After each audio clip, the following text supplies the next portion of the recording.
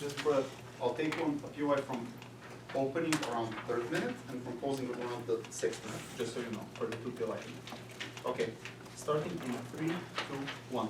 Honorable panels. Currently in the status quo, we believe there is an empathy gap between the management of these companies and the workers who usually have to take the brunt of the work of these sorts of things, the many problems that exist. On opening government with this policy, we're going to seal this empathy gap and lead to good outcomes for the workers. Let's do a couple of points of how we say characterization model, whatever you like to call it. Notice very important detail. This is believes that notion. We do not have a model in this debate, so we have to explain to you what is the likely version of this policy to play out. Here are 2 structural reasons as to why this is likely to be made in a very good and adequate way. The first is that companies usually have a lot of money, a lot of management, a lot of adequate structures like HRs, like accounting, etc., to overtake for these types of things. Here is the 2 analogies for this sort of thing. Firstly, there is a thing as, how do you say, a 3 months notice of hire when you're working in another company to go to the current company that you're currently going, and companies wait these 3 months periods and take it into account. Secondly, like current training that you may have, like you may have 1 or 2 months of training of this sort of thing. So currently in the status quo, you're already doing this in a very efficacious way. How do we envision this to look like? We envision this to look like it's not going to be scandalous, like you're not going to work for 5 years. Maybe a couple of months of training would be one version of this sort of thing, but we guess that other companies may have, for example, 1 or 2 months of training per each year, but not training, but where you work these entry-level positions, just to refresh your memory. We think these are the 2 versions of how this debate is likely to play out.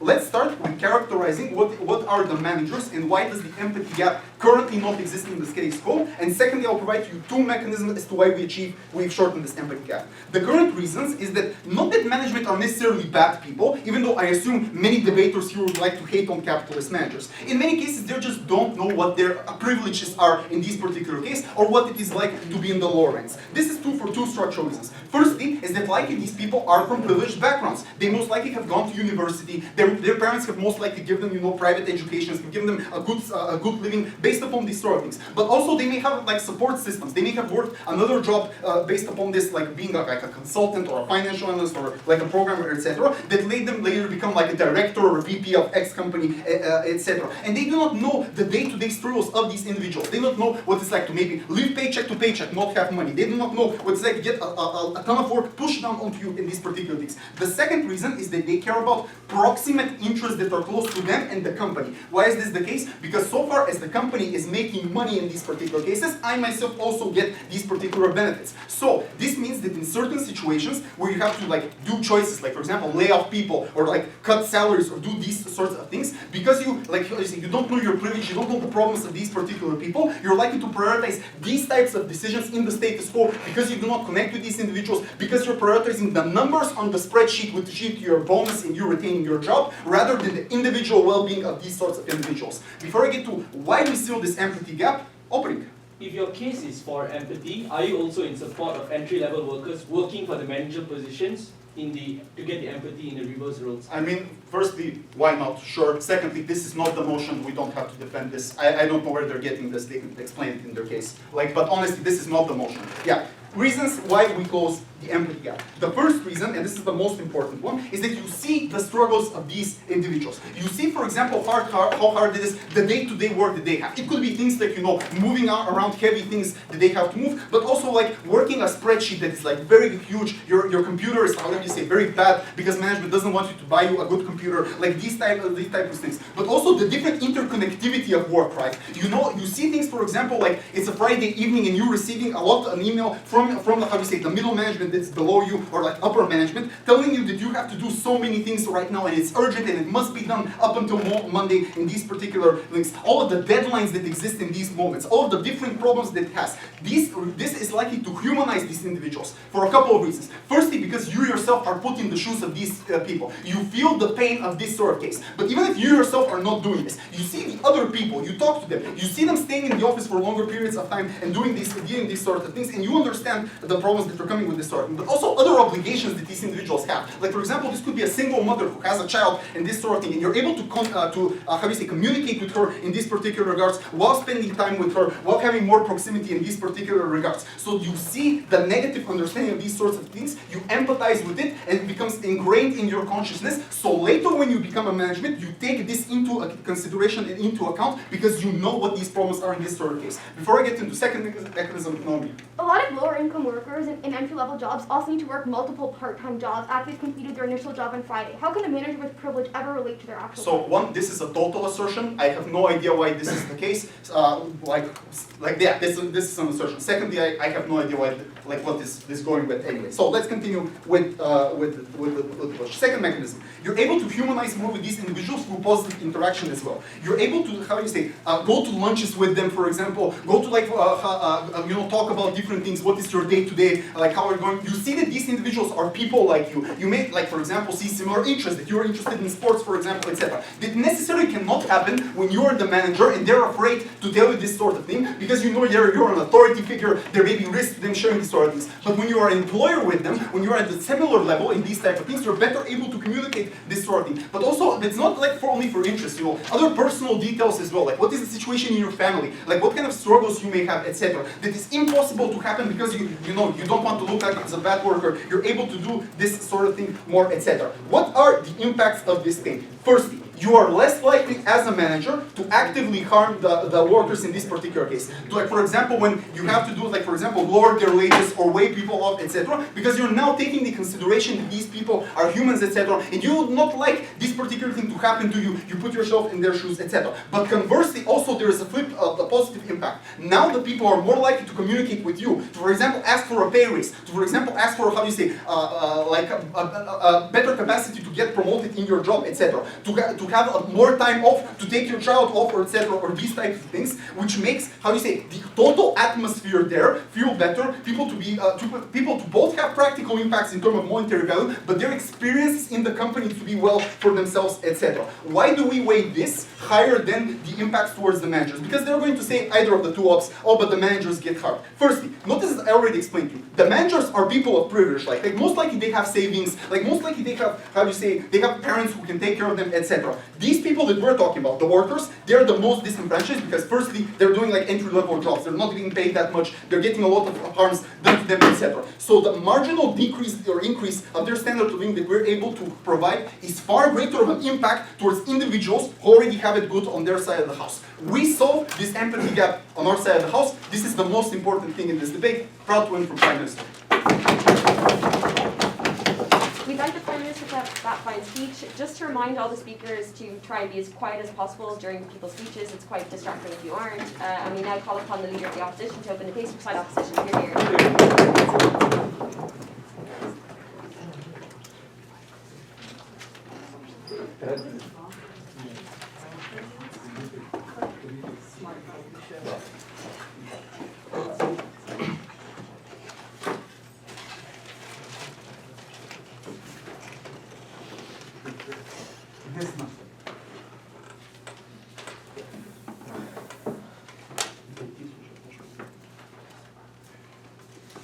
Panel, in my speech I'll discuss three things. First, why is it that the proposal coming from side opening opposition is harmful to the operations of the company and is unproductive just in terms of operations? Second, why is it that it will further worsen the efforts to improve the welfare of the very same individuals we want to discuss? By the way, I don't think the first argument was ever discussed at all about how is it that it's in the best interest of the company or at all in regards to that. And lastly, why do we think it further worsens the ability for entry-level individuals to enter into the market, which I also think is a stakeholder that they want to discuss. First argumentation, why do we think these are all responses integrated? First argumentation, why do you think this is harmful to the operations of the company? So I think it's purely simplistic for opening government to just assert that this is something that can be done without explaining what is the job description and the difference in terms of contributions of individuals within a corporate structure. So we look at, just the purest of structure. If you look at entry level, if you go to exec, assistant head or head, and this is within one particular department. We're not talking about the top management of CEOs, CFOs, and etc. The point of this explanation is that there are multiple roles because all of these roles carry different values of contribution towards the company. Please sit down. So this looks like three fronts, things like skill sets, the knowledge of individuals, the experience that they can bring. All of these three things are important. Why? Because your contribution to the company is valued towards the extent in which that you are able to perform at the best level that you can provide. Also note that the proposal coming to their side is as simplistic as saying that it could be somewhat like a 3-month period that already exists in status quo where people are trying to replace an existing top management. That is different because I think that is insufficient. When you talk about a notice period of 3 months, this is when you've already taken someone else and you're already investing time and effort in making this person to replace the top management position, which is why that POI is also, I mean, it's insufficient for them to say that we don't have to explain how it will work. I know it's that this house believes that motion, but there must be some level of mechanization. Sit down, because all of their impacts and outcomes are premised on this proposal even working to begin with. But also, I think the question that came out from my teammate, right? What happens then in terms of you flipping the reverse? That's also important because their end goal is empathy, and empathy cannot be achieved with a one-way traffic. It has to be a two-way traffic. That's a burden they have taken on themselves, which is why we question them. I think they have to discharge that. But second, let's just talk like for an example. Within an accounting point of view, if the lowest entry worker were to do things like bookkeeping and the highest level entry worker were to do things like auditing, i.e. this is like a macro versus micro comparison, how is it that a management position will be able to do the lower entry and the flip and the vice versa? That is something they have to explain, because we think the harms of it is immense. If you talk about how is it that the management and the operations of the company would be able to operate, we think it's horrible. But why is this argument important? The well-being of the company is important because a lot of entry-level jobs especially depend on the well-being of the company. If the company is able to operate in a way that is able to expand, hire more workers, open up new branches, this is all important for you to have the best person that is in a job in the management level of the position, because that is when you can create jobs to all the entry levels that you speak of, right? Sit down. But let's take their case at the best. Like, even if you think it's a really good idea, why do you think like nothing would actually change in terms of their proposal that they talked about? Because note, what they actually want is that they want this top management to know what the struggles are like, what are the workload, like how does it feel like for it to work. But note, their proposal is so periodically, meaning to say, in the 3 months that Karen, the head of HR is working in the entry level, you're not going to give Karen all of the workload, ask Karen to work on weekends, because 3 months later, girl, that is going to be your boss, that's going to come back at you and take whatever, all the harms they talk about, is further worse when this person comes to the position. So at best panel, all you're doing is a tokenistic measure. But why is this harmful? That's the second argument. But let's talk about in terms of why is it that you also harm the management? This is another level to this argument. Look, if you are periodically in this particular position, so fine, you may be able to do some things well, but the time that you're not in the top management, a lot of things could go wrong. And then if you were to return to that position, a lot of it is about trying to fix or remedy the existing harms that already exist, that happen in top management. The margin of error, especially if you're a top management position, is very slim. You cannot afford to mess up things, because these are livelihoods, the well-being of the company, which is why we think if it harms the company, it harms everyone in the structure. That's what opening government wants to talk about. Let's talk the second idea. Why do we think it harms existing measures in terms of the welfare? Yes. Closing. If the CFO goes for a couple of months, presumably the deputy CFO can take over in the same way they would if the CFO were ill or went on paternity leave or anything else. Yeah, okay, sure, but we're not talking about a week or 2 weeks that the person is going on maternity leave that you can get someone to cover. We're talking about a long period of time, and all of the impacts that we're talking about is for you to get the best benefit, you must have a long period. The longer the period, the more harm. You can't have it both. Let's talk about the second, the welfare of the individual. So I think there are 2 levels. Sit down. Opening government only talked about the internal level. How does it affect the management of the company? I'm going to talk about federal level first. Federal level, you have a lot of existing measures like employment laws, labor costs, anti-discrimination laws, measures being passed, etc. These are existing successes we have already achieved. Let's talk about the internal level. No, a lot of the benefit that you want to talk about is how is it that we can relate to an empathy kind of way. In status quo, things that is already happened, or there are incentives for companies to go towards it. Things like family days, working lunches, individuals to work and speak to the people on the ground for them to be able to deal with them. Sit down, you have labor unions and representatives that fund these unions to communicate these worries. Companies have an incentive to do this, especially in post-COVID world, where it's no longer an employer market, but an employee market, because a lot of people are wanting to get as many employees as possible. Companies going to work from home initiatives. A lot of initiatives are being done to make relationships better. It's insufficient for them to say nothing happens. If you look at the most recent unionization that happened in Amazon just 2 days ago, where Amazon was able to create a union in terms of them achieving their benefits. These are measures that existed. But why is it bad? It's also counterproductive, right? Yes, POI. Any regulation that we do, for example, minimum wage or maximum working hours, harms the companies in this particular case. But we still do it because it impacts the workers and it increases the well-being. Be comparative in this. Yeah, okay, sure. But the impact of you giving minimum wage and impact you giving maximum working hours is not the same as the impact of you removing a management from top position that deals with the entirety of it. The scale is the issue here, and I don't think you're debating that. But why is it counterproductive? This is important. Look, the reason why unionization a lot of time works and is great is because there is a form of collectivism that exists within the society. You're not likely to get collectivism when top management Karen is sitting with the entry-level workers, when you're not able to voice out your grievances, the problem that you face. That's when you will not have any form of collectivization within this community for you to get any form of changes. But also, you lose the bargaining chip. Whatever bargaining chip that you had earlier to say our work is really difficult. If Karen HR can survive doing the bare minimum because no one is pushing work onto her and all the work is pushing to other people, it's more difficult for you to be able to say that your work is very difficult within higher wages. This is important. Whatever successes you're able to get, it makes it far worse. But let's lastly, very quickly. The moment management comes in, assuming best case they do an excellent job, that's higher expectation for a fresh graduate that just graduated to enter entry level. Why are you not as good as Karen? Why could you speak as good as, why do you not know much about a company as someone who's entry level within the position as well? It creates a higher barrier for these individuals. Panel, I think in this debate, in the welfare of the company, I think we have taken because I don't think they've engaged. But in terms of entry level worker, we think we also do better for them. Thank you. Thank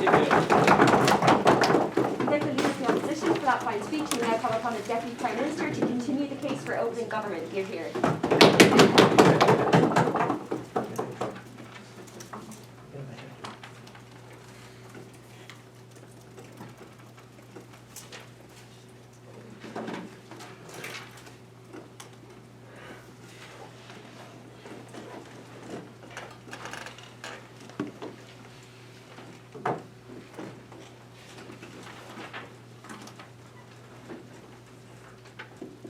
Okay, ready?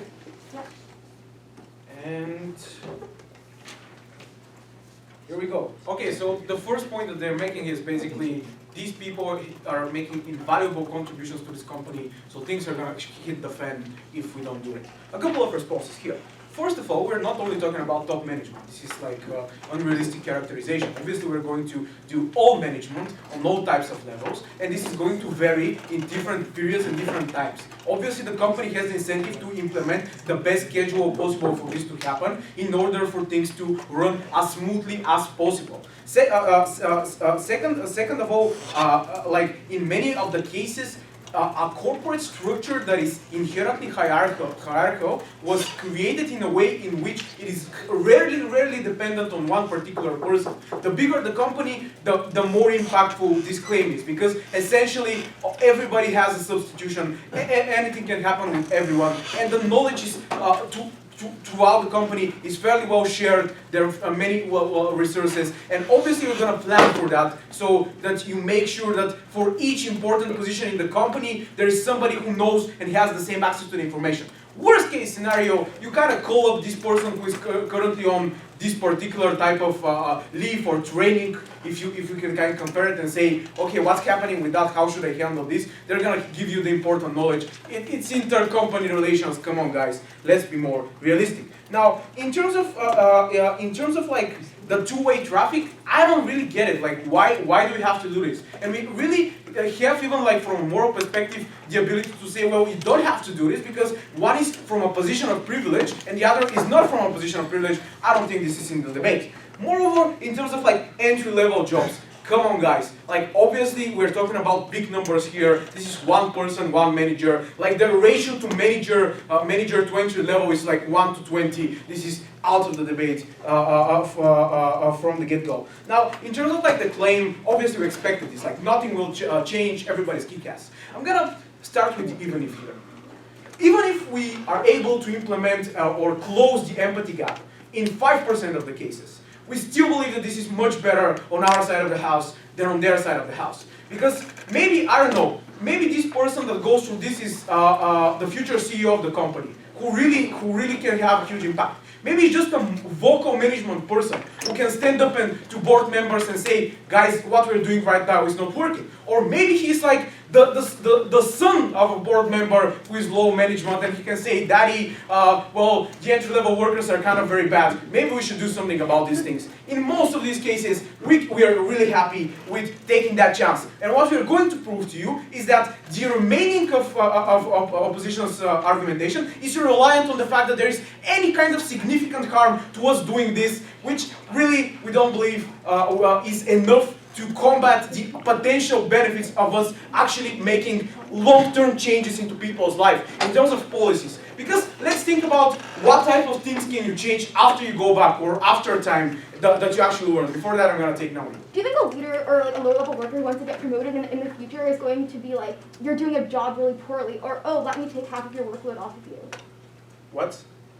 Do you Can you think, do that? do you think a lower-level worker who wants to get promoted in the future is going to put more work onto the manager, or be like, oh, I'll do some of your work because I want to get promoted in the future? Oh yeah, so there's nepotism and people are kicking gas. Like, yeah, pretty much that's what's happening right now. I don't think that's the difference. That's what I'm saying, that even in the worst case of scenarios, we still want to take that chance because some people wouldn't. And I think that pretty much most of the managers are going to see through that, and they're going to look deeper for what are the external factors. And I think that over time, you see every day how these people are struggling. It's very hard not to notice and look away. It's basically like American History X type of extension moment that we're doing in this debate. Now let's move on to the like. This is not going to be effective claims. Like no real structural reasons except for like there is an incentive for people to do that. But I think that like in terms of like the margin of error of this happening, I think it's very limited. And even in the cases when it does happen, we're okay with the company doing a little bit worse. But I wouldn't really kind of take the chance if I was a betting man on the company that relies on like 2 people for it to function properly over a long period of time. So I don't think that these people working in these inefficient companies surrounded by 1 person are gonna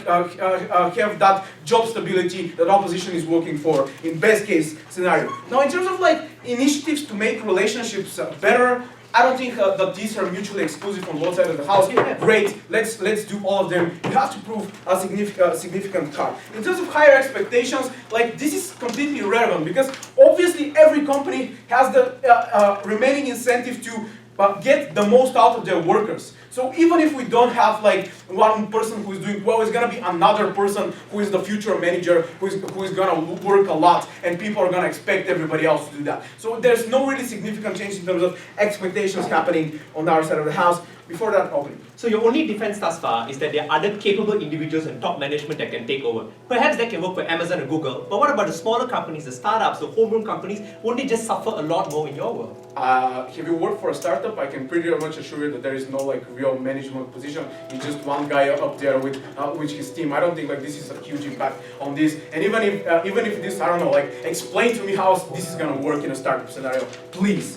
Now, I'm gonna answer Naomi's question because Rumen is a lot ESL, so I gotta pick that up. I think like in terms of second jobs and how people can empathize enough, I don't think like there's any significant delta in this reasoning. In most of the cases, what's gonna happen is that, well, you're gonna at least talk to this person in the lunch break and they're gonna be like, oh my gosh, I'm late for my second job. And that's at least a scenario in which you're able to kind of figure out and maybe empathize a little bit more. Now, in terms of what else is huge in this debate, in terms of like making the company actually work better, like opposition is like literally representatives of the board, like with their argumentation. So let's feed some things for the representatives of the whole. Why is this going to be very capitalistic and the best idea for performance? Well, first of all, in terms of like how you manage your policy, overtime policy, how communication is being dealt, it's very hard right now to actually understand and get feedback bottom from top because people are basically telling you whatever you want to hear, yeah, the kicking ass argument. Second of all, like hiring is much better on our side of the house because you're able to firstly hire better people, ask the right question in the interview, but second of all, kind of understand why the current misconceptions that you had about like people coming for, let's say, Harvard or Oxford, not maybe is the best fit for this particular company, this particular position, and thus allow more underprivileged people to actually get those entry jobs and really change their lives. Very happy to propose this one. Prime Minister for that fine speech. Now call upon the DLO to close the top half of this debate. Hear, hear.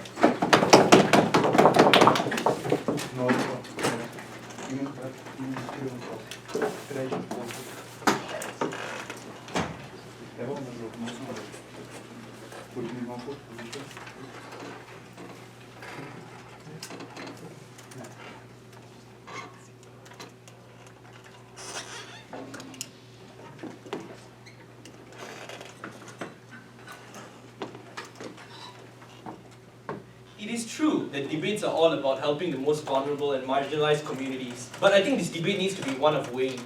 If any form of methodology that attempts to help the most vulnerable comes at the expense of other employees, other departments in a corporation, and in turn also harms the overall productivity of a corporation, we think that's not worth it. Especially when the alternative mechanisms that have shown positive trajectory of working, we think it's better to stick with status quo. Two questions in this speech. Firstly, is this replacement strategic and feasible, and can it reach the outgoal of a reduction of an empathy gap? Second question, how this emboldens more abusive practices of corporations, and this will explain why there's a net harm on the world of proposition. All responses will be integrated in these two questions. On to the first. Is this replacement possible, and does the government team reach their end goal in reduction of empathy gap? There are two qualifiers that we made very clear in opening opposition as to why this is very difficult to achieve. The first is in terms of the skill set that you have. And judge, this is really important because every single job, you can't just let a layman person go or like any manager to go at any specific amount of time, because often for you to qualify for a job, there's an insurmountable amount of time that you spend learning the degree, sometimes the specialization to go to a master's course just to take a managerial position. That means oftentimes skills aren't transferable per se. It's very niche in the departments that you work in. We think it's unlikely that, firstly on a very intuitive level, that managers, like for example, can just switch to an entry-level job and do very well because the skill sets are very niche. But I'll also take their best case and explain why this harms even if they do the jobs at best. Secondly is in terms of knowledge, because all jobs require some level of knowledge for you to know the job in and out, and if this period is something that is not regular or it happens only sometimes, we are unsure as to how they have full in-depth knowledge for them to actually do their jobs well. But even if this was not in consideration, let's take a look at how exactly, what's their roadmap in dealing with empathy. They explain very simplistically that it's a privilege check. Managers can right now know what's the struggles into working, and therefore they reach that empathy gap. But there's two premises that they're not looking at. First, in terms of perception, and this is crucial. It's important to note, and this already came out from a leader of opposition, if you're a manager, you already have an asymmetry of power over your workers. People look at you with respect, people look at you with authority. How does this change when you work in entry-level jobs? I think the only way their case can work is you have some level of commonality within the working space. But you don't achieve that when this manager is someone that you respect, manager is someone that you can't talk casually in an informal way. Even if at best we think that there is some level of progress that can happen in their world, that's not worth it, especially when you weigh out the disruption that it causes in companies. Before moving on, I'll take opening. We have given you structural reasons why companies can adapt and deal with these circumstances, similarly to they deal with any type of regulation, whereas we didn't get any structural analysis from their side why they can. But even if this is not the case, we explain to you that this regulation leads to better outcomes to companies, which flips their case. I literally just give you three structural analysis on why they can't adapt, which is credibility, knowledge, and thirdly on the idea of perception. But as I just told you, taking that case at best, and let's say there's some structural change of improvement, I'll weigh it out as to explain why disruptions of companies is something we cannot afford. But secondly, we argued that margin of error is likely to be high, especially when you've just started a job, because you don't know the in and outs of the job. But secondly, if it's only for a short period, there's no growth there. That means you don't know how to improve at the job because you're always flip-flopping between your managerial role and your entry job. So it's a very ambiguous area.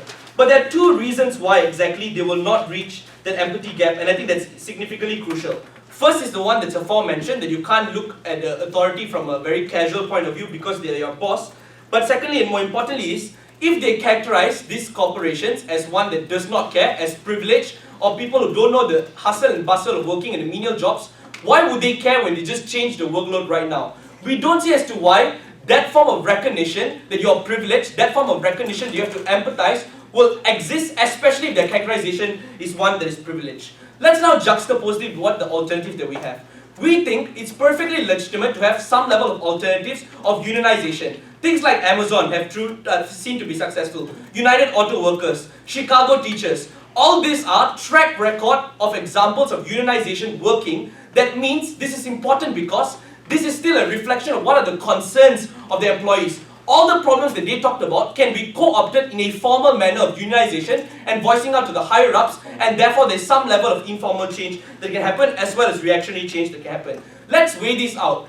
If a company can't fill that vacuum in the interim period because either managers are doing the job bad and they all have their skill sets bad and disruptions happening there, that means the overall company's productivity and the ability to perform much better is hampered in that regard. So at least we have some alternatives there, and in tandem of creating some level of protective mechanisms that we think are great. That's clear. I'll take one from closing. Why do unions go away? Unions go away at a point in which you lose that main argument that they have, which came out leader of opposition. What's the main argument? The main argument that menial workers have or low entry workers have is that I'm doing so much, I'm good at my job, but I'm not being paid enough. But if right now, managers are doing jobs better than you, that's an argument to say you aren't as good as managers, they can do the job better than you. Or the fact of the matter is, when there's so much of margin error here right now, and you can't really communicate with your manager because it's so casual and informal and that harms their productivity, that takes away the bargaining chip of what they can do best in the first place. And even if you take the reverse order in our POI, that also harms that on the reverse role. But onto the second argument, how this emboldens abusive practices. Judge, I think this is absolutely crucial because if we take the best case of opening government and that this happens somehow harmoniously and there's no margin of error, managers can do the jobs perfectly, we think that's bad on their case. Why exactly so? 3 premises to prove in this argument. First is, a company has fixed capacity. So this is when I think the POI was absolutely absurd when they said, when the CFO is missing, we can take deputy CFO. But a company has only fixed capacity of workers, they can't just take anyone at any point of time. Secondly, there's a fixed cost. There's an allocated budget of how much you want to put towards workers. You can't suddenly magically take some, replace a worker just overnight because there's already a fixed cost and fixed capacity that goes there. What this means is that it's easier for corporations now to be emboldened to have more abusive practices by saying, I want to give this low entry worker unpaid leave because we'll have a better manager to replace them. We don't want to give this low entry worker a promotion because they aren't doing their job as well, a manager can do better than them. So taking the case at its best, you lose that credibility of saying I can do my job well because managers can do it better than you, and it emboldens more abusive practices to sideline all of these vulnerable workers under that regard. Why does opening opposition win this debate? 3 unique contributions that I think are really salient. First, we told you why these disruptions are insurmountable towards the operation and it harms the company. Second, it systematically loses the bargaining chip. And finally, it emboldens abusive practices. All those reasons we oppose. We thank the Deputy Leader of the Opposition for that fine speech. We call upon the Member of Government to open the bottom half of this debate.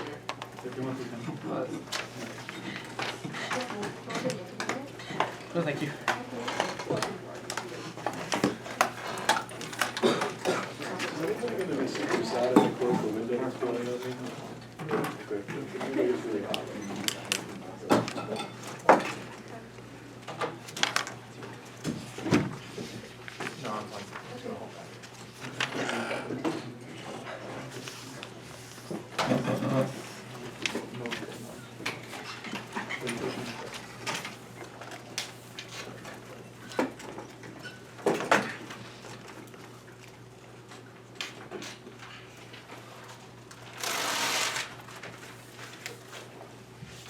Starting in 3, 2, 1, go. Extension 1, we change the composition of managers and indeed the structure of corporations so that you're far more likely to hire local people. In the developing world, this is huge because these people often get paid the most and have the incentive of corporations to make them high productivity workers. It is bad when they get outsourced to the West, and we think it is good if instead you promoted people from within. Why under the status quo are managers often hired from the outside company, from outside your company, from like Western business schools, from the consultants that you can hire? 1, often you want Western consultants because it makes it easier to attract Western funding from Western capital markets because they can go directly to the consultant, they feel like they know these people, they have a way to relate. I think all corporations are broadly likely to do this, but this means that everyone ends up paying a large amount for Western people. Secondly, there is, as is pointed out, often a lack of business education in the developing world that makes it not worthwhile for you to send a bunch of workers through things like business school. And thirdly, the people who are high up in corporations often went to university in the West or are directly from the West themselves, so they have the incentive to tell themselves that what they learned when they went to Sloan Business School was so wonderfully unique that that is the only way that someone could ever be qualified to be a manager. Why is this likely to change under our side of the house? 1, for the companies that we care most about, which is like manufacturing in the developing world, it is really annoying for you to have to move to some, underdeveloped area within Bangladesh, say, if you happen to live in the in the West or if you work for Nike, right? You don't want to move from California, which means that it's so inconvenient you demand a much higher wage. If all people do this, then the cost of paying managers becomes very high. So maybe the CEO gets paid a ton more to compensate for their time, but you just then, the levels below, are not capable of hiring a bunch of Western people because they want much more compensation versus working for local companies. Secondly, you're now much more likely to pick people who are actually going to be good at the local level. Why do you care about how well they do? Firstly, because what compromises a good manager is largely subjective. We don't know most of the time if you've done a good job, because we don't know if the reason that you did less this year is because there happens to be a fire in your factory and you were unlucky, or it happened to be a bad business environment, which means that most of the time there are just external criteria which are imposed upon people, like, do we think that you were good when you were dealing with your subordinates?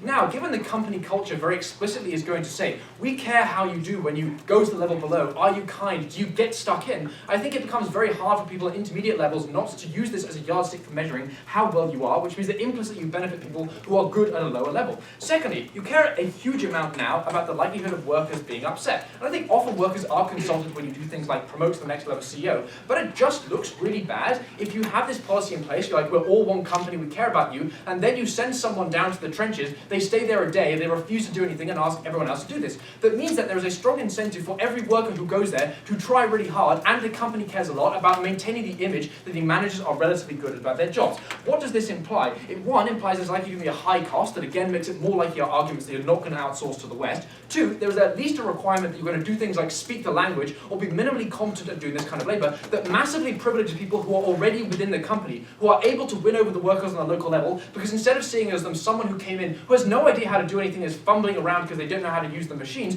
instead you think, they are someone who's one of us, they worked really hard, they were good at the job, and then they get promoted. You privilege these people. Impacts. One, there is now a much greater likelihood that you increase worker productivity. Firstly, because there's now an incentive to train people up. Because instead of using business school as a yardstick, you instead want to create a reasonable level of mid-managers from whom you can promote within the company or within your sweatshops to become higher-level managers. That increases the incentive to do things like give people a kind of education that means that maybe they can go and become teachers or be more productive in the given areas. Secondly, consultants are good at rearranging the company structure to avoid tax, and that is where they get their efficiency gains. But lower-level managers instead get their efficiency gains from figuring out how to reconfigure the factory so it's more efficient. You waste less time. You can give people different machines that allow them to be a bit safer and then make more stuff. These kind of things, I'm not sure which of these gain more company productivity, but the latter leads to a bunch of improvements for workers. They're more productive, so it's possible to pay them more. They're more likely to learn skills, or be given machinery that makes their jobs less unpleasant and less backbreaking. All of these are pretty substantial improvements under their side of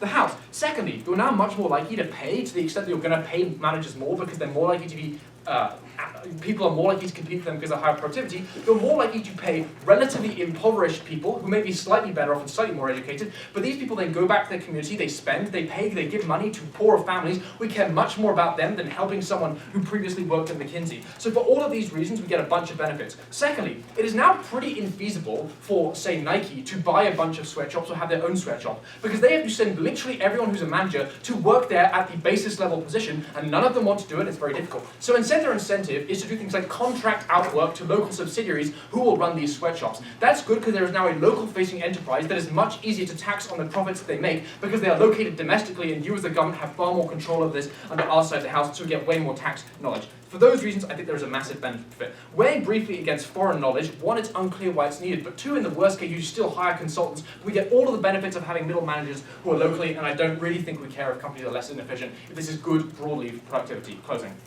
Claim is the opposite. Nike doesn't directly run the sweatshops. They hire local intermediaries who run the sweatshops. Insofar as that is true, you're just proving that the status quo reoccurs, because Nike doesn't want to have to send its own managers into sweatshops. It's going to hire a third party. Maybe Nike is the wrong example. You can't just assert that it is true. I've given you a bunch of structural warrants. If you want to rebut them, feel free. Secondly, on why we get substantial improvements on working conditions. I'll take opening.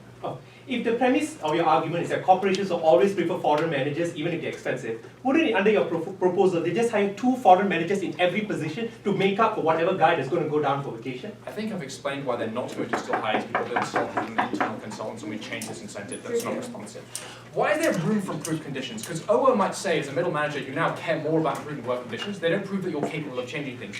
One, because often you have low-cost labor that has a relatively high margin because it gets sold to the West, where people are able to pay substantially more. So it is reasonably possible to even double wages locally at the benefit of not really trading off with margins. So I think there is room for you to oppose shareholders because it's not such a large cost to them. Secondly, often being pro-labor is relatively profitable because, for instance, you're less likely to get strikes. Workers are more likely to stay there, so you don't have to retrain people, or they just work harder if they feel like they're being valued at their company. Which means that people broadly don't know what optimal policy is, and it is relatively possible for you to claim we should be helping these people out more. So this is why people are able, with sympathy, to actually use this this to campaign for better working conditions. Why is this good? One, it is necessary for all of OG's mechanisms to actually function this debate because there needs to be the capacity to improve. But second, we gave a better mech for sympathy. That is, they are people from your local community rather than being hired from abroad. This is more important than what they talk about because OO and CO point out you're not there the whole time. You might think it's easy. You might, for instance, have an easier version of the job. Whereas if you have worked there previously, you are far more likely to have sympathies for these people because you did work there. You did know that you had to work these other jobs, and therefore you're much, much more likely to actually care about people on the ground. So all of the claims about working conditions are true in light of the extension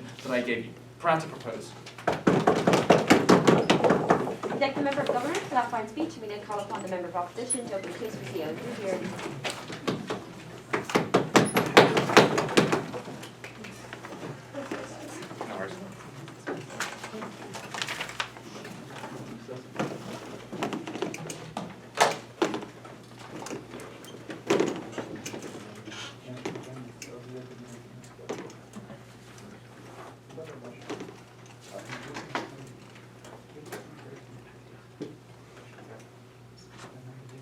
Am I good to start?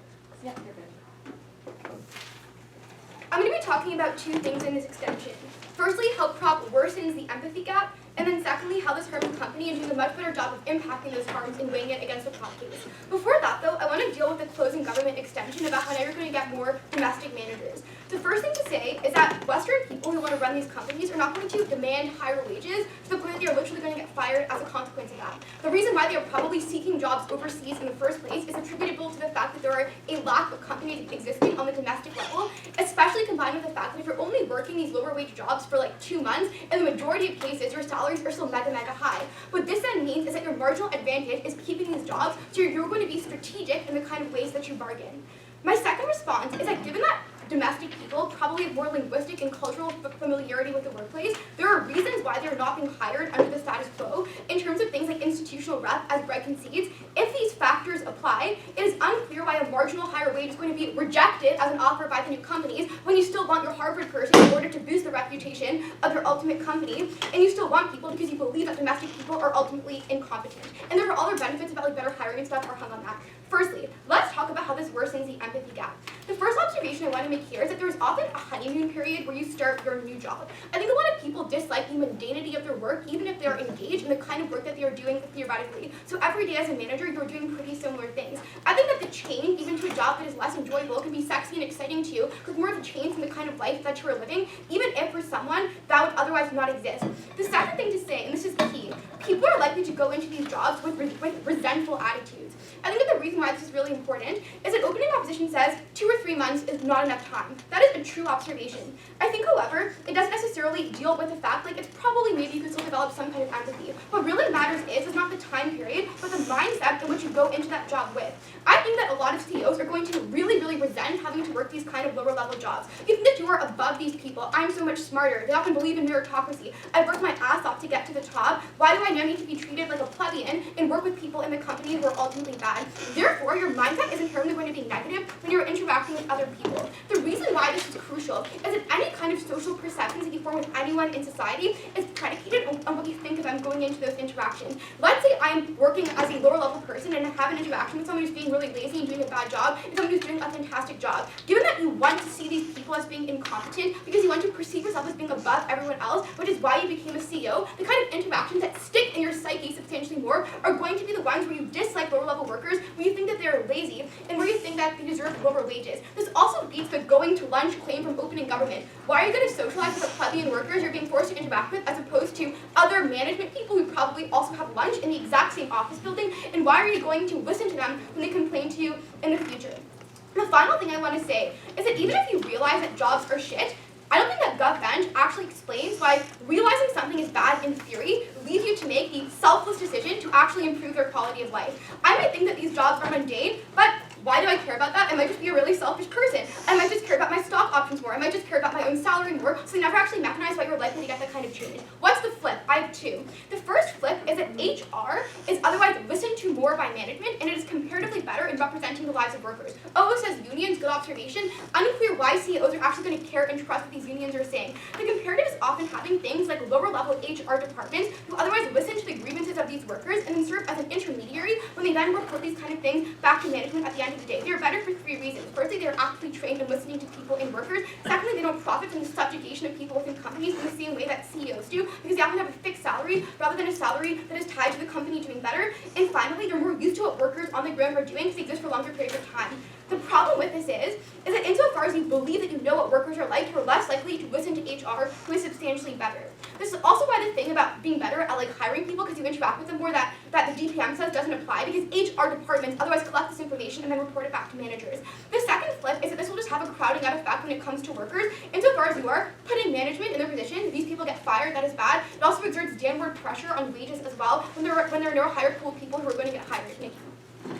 So what is your incentive as an HR person to go to the CEO and tell them, oh, you need to drastically change your policy, and you need to give people because more money? you've lived with these workers for years instead of living with these workers for 2 months. You were less privileged in the first place, and you were literally designed and told by the manager, you need to tell us what these workers are ultimately doing. Extension 2. Why is this bad for companies? The first thing that I want to make is an argument about accountability. So Greg says accountability is a problem. We say it sort of is, but it's going to get substantially worse. Under the status quo, we are able to hold management accountable because we know what the delegation of responsibilities is.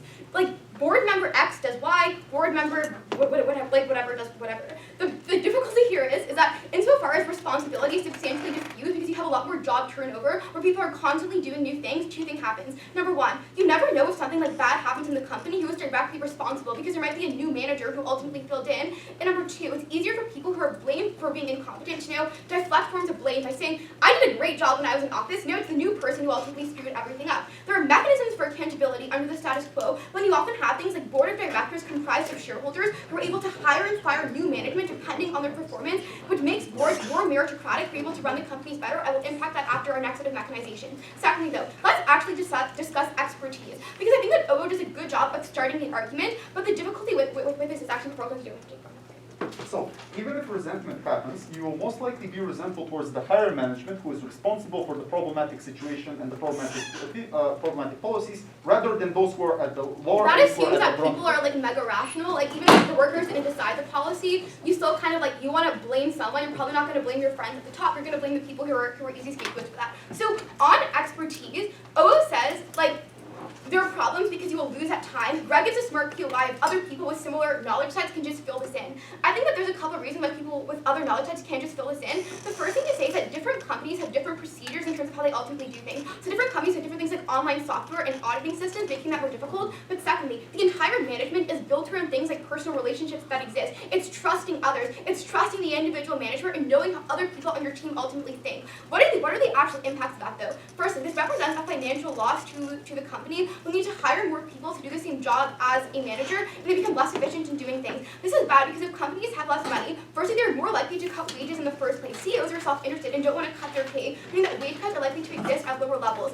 Secondly, companies have substantially less resources to be able to innovate. Excess capital, other than wages, which is mandatory pay, often goes to things like investing in nap time for employees to innovate, meaning that goods that are in the interest of society are more likely to exist. Finally, if you have less money, there are more abuses. You're likely to engage in more supply chain issues when you are financially desperate. It's harder to invest in things like renewable energy. At best, work rights is a wash. They hugely harm companies. Very proud to stand in closing opposition. Thank you, member of opposition, for that fine speech. We now call upon the government whip to close the case for side government. You'll hear.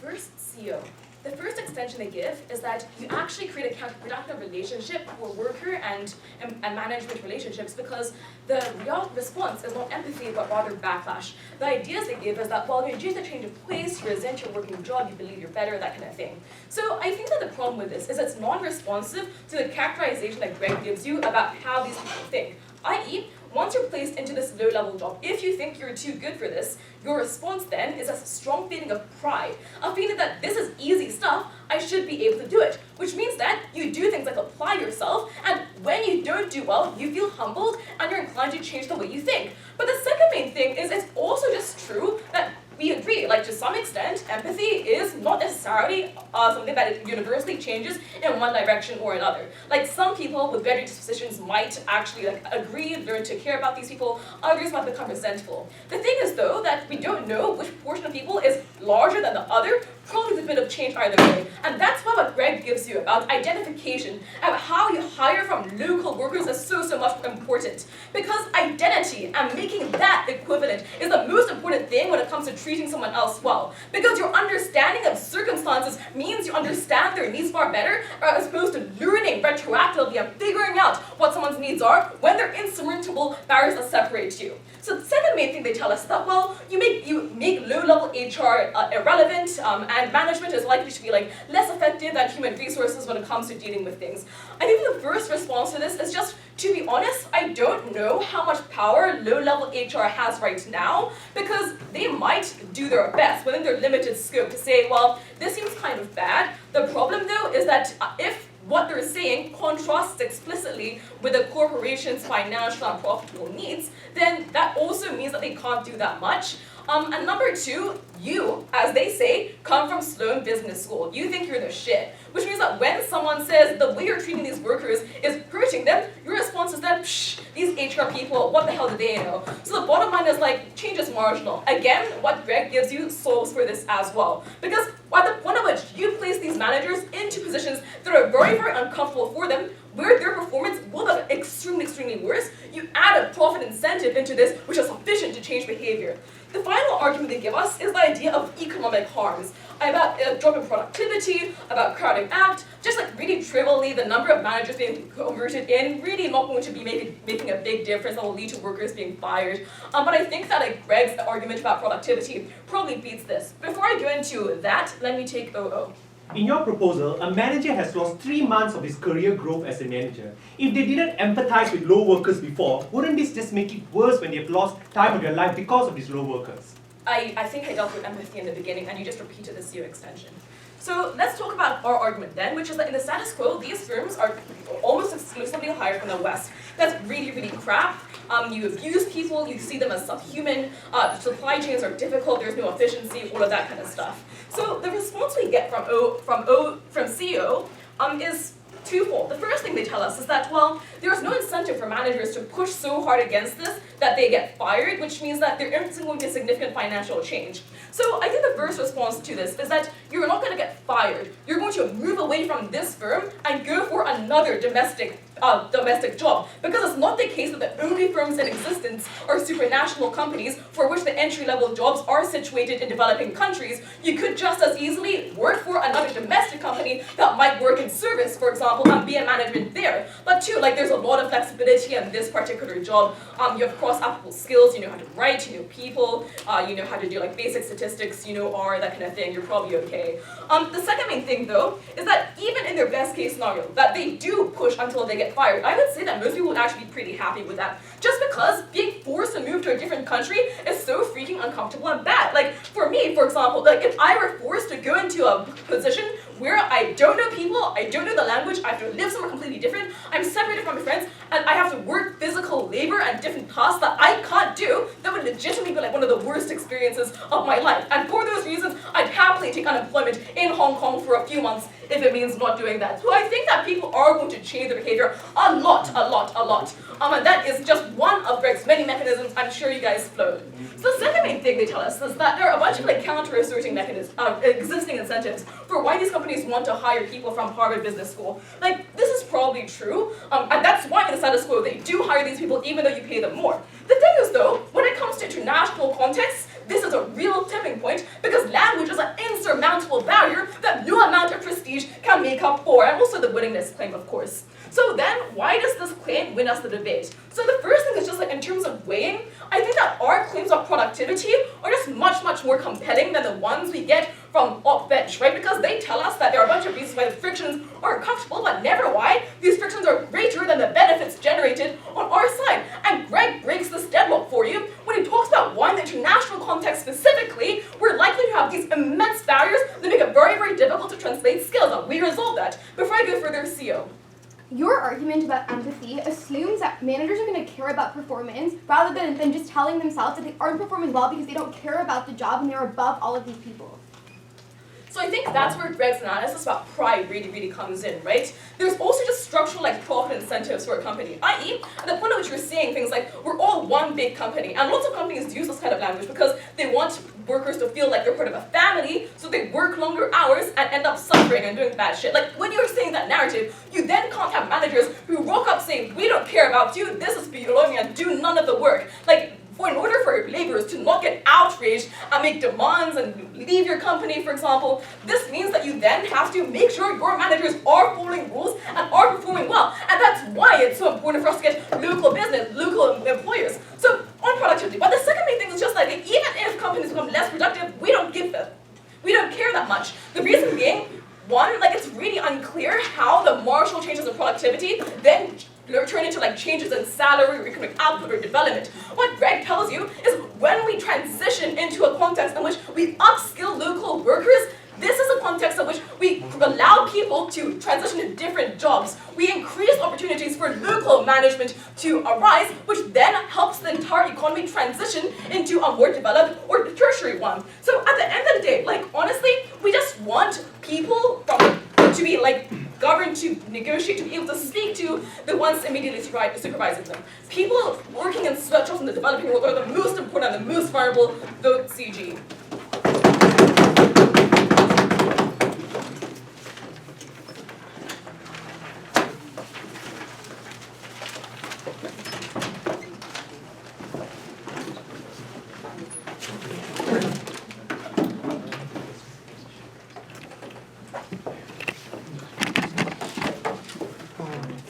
Shut it off. Really shut it off. It's recording. You're good. You're good.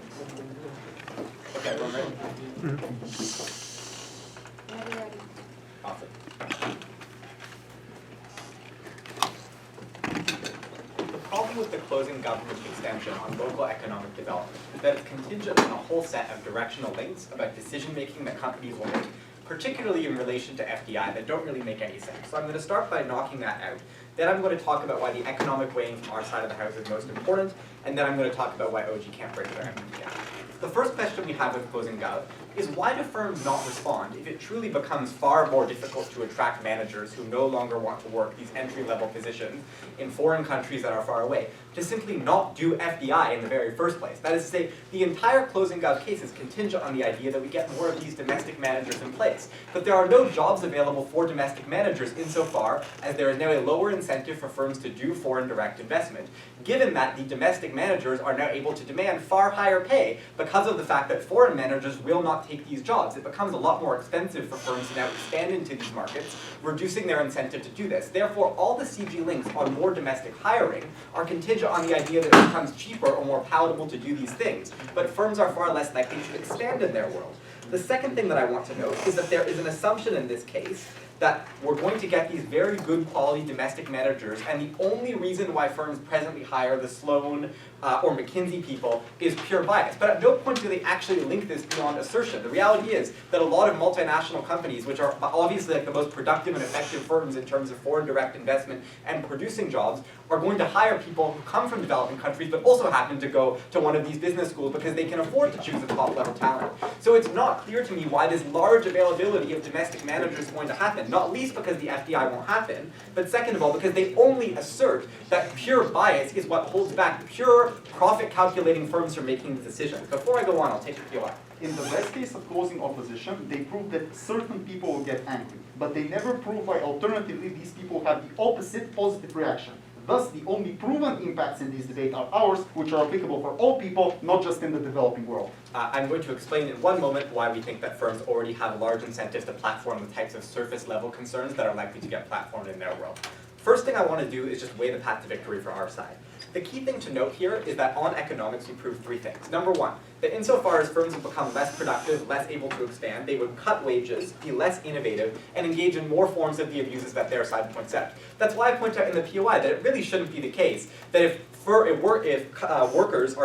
management are very personally concerned about not wanting to work in very poor quality working conditions, while they wouldn't outsource things to global value chains where they're totally divorced from having to work these entry-level management jobs, or while they wouldn't pull strings in their company so that someone working high up at Walmart isn't sent to a sweatshop but is instead sent to be a cashier at Walmart instead. So nowhere in the closing government case is it clear why they're actually going to be effective in terms of getting those outcomes. The next thing that I want to address is the question on the bridging of the empathy gap, where I bring in that response. I'll take the POI in a moment, later. So the key link from opening government is that there are likely to be a significant amount of conversations and circumstances under which you relate to workers. I am willing to concede that this sometimes happens. The problem is that you have to weigh this against the remainder of the content that we point out about why a lot of these conversations are going to be very surface level. And even though it might be true that at lunch break you talk to someone, or they realize that you're an executive and they want to bring forward their concerns, ultimately these are not going to be deep friendships. You're not going to relate heavily to them because you're not going in with an attitude of I'm going to befriend these people. You're going with an attitude of this is what I've got to do to make $25 million a year on a stock option. So the thing that we observe on our side is that the kinds of things you might hear are like, I'm uncomfortable in my working environment because I can't sit down as a cashier, or this software doesn't work very well for me. And those things are very valuable, but why do top-level executives need to hear about them when they already have very obvious financial incentives to have HR, who are more credible and more trusted by management, bring those concerns at the company? So if we're weighing between hearing these things at a surface level, worker to worker, versus they tell HR, and then HR, who has a personal working relationship with managers, tells them, then in both cases I have a rational profit incentive to hear these concerns. So the majority of the actual impacts in terms of OG of maybe they bridge the empathy gap in some cases, but do they make changes was the real question. They're a little bit unclear on whether or not you're actually going to get paid your CEO pay while you do this, or your management pay, or whether you get paid minimum wage. But regardless, if you're a manager making tons of money, it doesn't matter to you whether the minimum wage gets boosted $15 to $17 an hour while you're working for 2 months a year, because your regular salary of $500K a year is what is sustaining you. So in no case is it clear why, even if you bridge that empathy gap, why you can go to a board meeting and say, I related to this individual worker's story, and they say, but our shareholders care about this. At no point do they explain why you are sufficiently compelling as to get those outcomes. But suppose that you are, and that in the meantime you were actually away from your job, you're working, and you're developing some amount of empathy, which note is conceding the very, very highest ground to OG. Before I do that weighing, I'll take closing government. You pay less for managers because you're hiring people from the local area. You don't do that squo because you think that they are less productive because they know less, but it's unclear why that difference is so large that you now are not going to move to areas with cheap labor. Yeah, because the local managers aren't stupid. When they realize their competition is gone, they're going to raise the amount of money that they asked for, which in turn is probably going to make them equally as expensive as hiring the foreign people. If they're biased towards the foreign people from Goldman or from McKinsey, they're going to hire them anyway. Maybe you get a couple more local managers, but at no point is it clear why that's worth trading off companies just choosing not to do FDI and invest in foreign markets in the very first place, when they are uncertain as to whether or not they can hire as many managers because their managers' lives have become more unpleasant. The second thing that I want to address is to do that weighing on the highest ground of their side and talk about what the economic harms are going to be. Opening opposition talks very quickly about the idea of specialization and the idea that there might be changes in companies and ineffectiveness. OG responds and says, well, you're away on maternity leave. Turns out maternity leave is actually pretty long. It's not 2 weeks. So we're going to go beyond what they were saying in opening opposition. I think the crucial thing is that in management context, high levels of trust and personal working relationships exist. That means at the moment when people are rotating more in firms, there is a real problem in terms of both internal and external accountability. No response in GovWIP to this. Very important.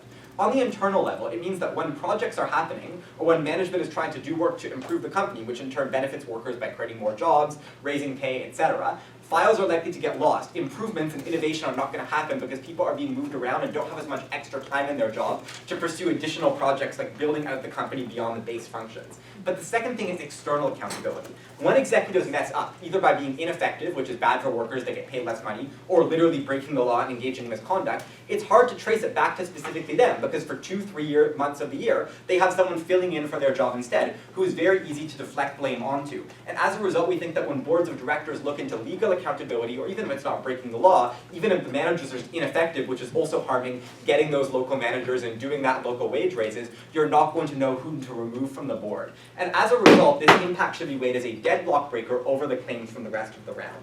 Because OG was not able to prove that they bridge the empathy gap, or that if they do, that good outcomes come, because CG actually undermined productivity and couldn't decide whether they cared about it in the first place, and because opening up couldn't mechanize enough, we are proud to oppose.